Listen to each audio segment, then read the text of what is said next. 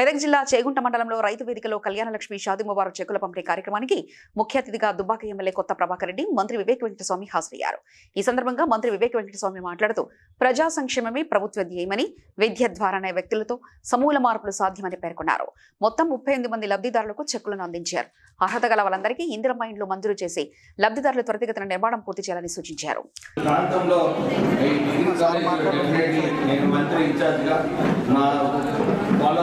నేను కూడా ప్రభుత్వం మనం ముఖ్యమంత్రి గారి ఇన్ఛార్జ్ వారితో కూడా తొందరలోనే మాట్లాడి డిగ్రీ కాలేజ్ కూడా శాంక్షన్ చేయించారు.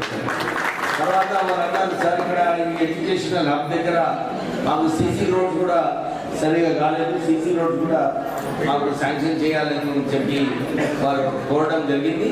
కలెక్టర్ సార్ కూడా అన్నారు, సరే ఏదో ఒక మంచిగా వాడుకోండి, నేను కూడా మీ ఇన్ఛార్జ్ మంత్రిగా ఈ ప్రాంతానికి అభివృద్ధిలో మీ అందరితో పాల్గొని ప్రభుత్వం పైన ఒత్తిడి తీసుకొచ్చి ఎక్కువ నిధులు తీసుకొచ్చి మీ ప్రాంతంలో నిజంగా నిరుపేద కుటుంబాలు ఇప్పటికీ చాలా ఉన్నాయి.